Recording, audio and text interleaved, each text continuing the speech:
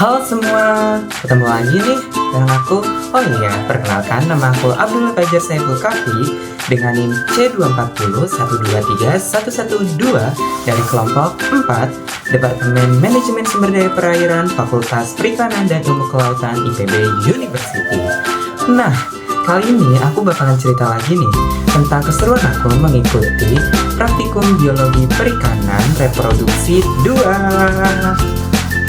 Nah, jadi kali ini aku bakal cerita nih teman-teman gimana keseruan aku mengikuti praktikum kemarin gitu. Jadi kayak seperti biasanya praktikum sebelum-sebelumnya aku berangkat pukul 7.45 untuk mengikuti praktikum, dan awal-awal praktikum kita selalu diawali dengan pengecekan SOP dan kemudian kita kuis. Nah, setelah itu kita penjelasan materi singkat, dan sebelum itu kita juga mempersiapkan diri untuk melakukan praktikum. Nah, ada yang tahu nggak praktikumnya itu apa? Ada yang tahu nggak? Nah, praktikumnya itu adalah fekunditas dan diameter telur. Nah, gitu. Jadi, apa sih sebenarnya fekunditas itu? Nah, fekunditas sendiri itu jumlah telur masak ya, yang sebelum dikeluarkan, atau bisa dibilang itu telur matang dari sebuah ikan yang belum dikeluarkan atau belum dibuahi gitu. Nah, fekunditas sendiri juga itu ada dua gitu, fekunditas nisbi sama fekunditas total. Nah, kalau total itu ya secara keseluruhannya gitu teman-teman.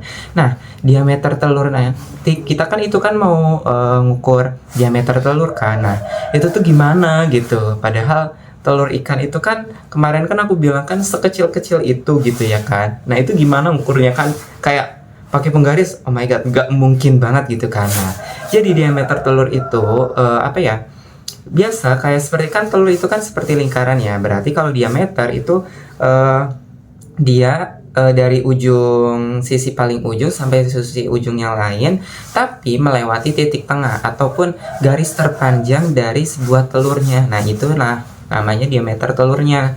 Nah, terus gimana sih? Padahal kan telur itu kan ukurannya kecil banget gitu kan. Nah, gimana kita melakukan pengukurannya gitu kan? Karena nggak mungkin gitu loh kalau kita ngelakuin pengukuran langsung dengan mata secara telanjang kayak gini kan.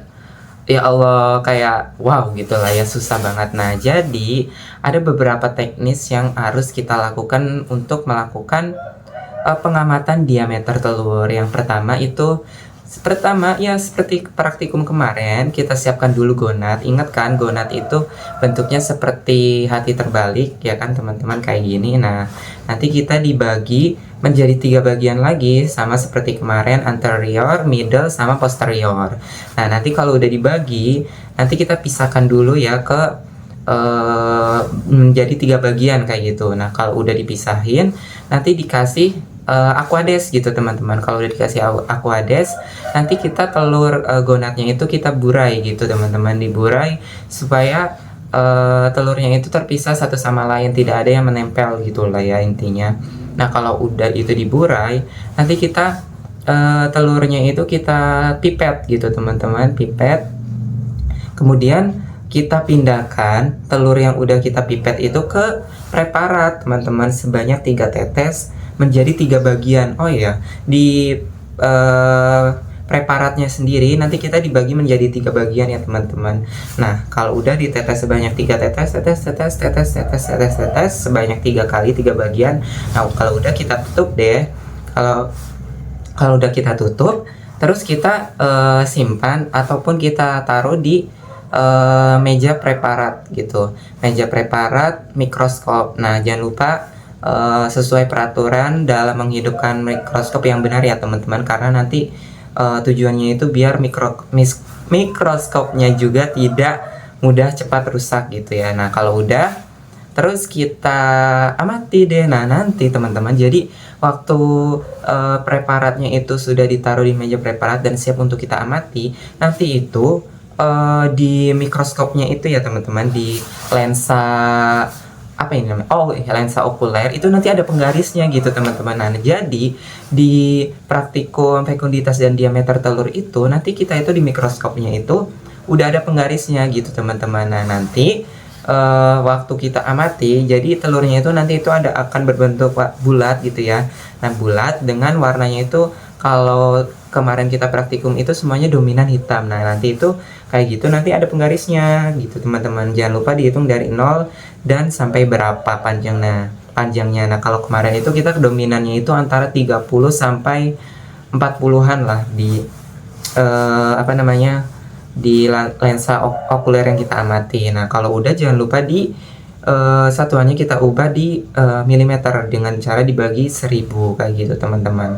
Oh iya, informasi juga teman-teman, itu kan praktikum ini tuh benar-benar kayak menguji ketelitian, karena kan telur ikan itu kan benar-benar bentuknya kecil ya. Karena terus juga kita juga harus teliti saat melakukan praktikumnya, karena kita juga harus ngecek waktu mengukur diameternya itu telur yang bagus itu yang kayak gimana. Nah, telur yang bagus itu tuh yang bentuknya itu hampir lingkaran sempurna tanpa ada, mungkin kalau yang bisa dibilang kurang sempurna itu ada pecahan, tidak bentuk lingkaran sempurna lah intinya. Nah, itu tuh tidak usah diukur diameternya. Kenapa? Karena kalau dari segi bentuk aja kita udah tahu ya kan, peluang telur itu untuk menetas itu sangat kecil karena dia itu ada mengalami kecacatan gitu. Jadi kita lebih fokus ke telur yang bentuknya itu lebih lingkaran sempurna kayak gitu. Nah,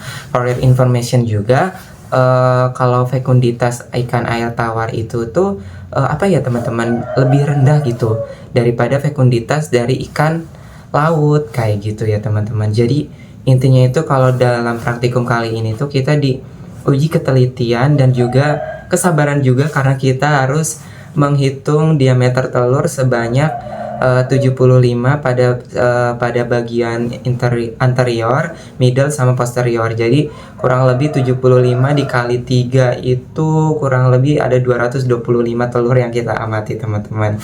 Nah, sekian teman-teman cerita singkat dari aku tentang keseruan aku ngikutin praktikum reproduksi 2, fekunditas dan diameter telur. Nah, jangan lupa terus tonton keseruan aku dalam praktikum selanjutnya, and see you, bye bye.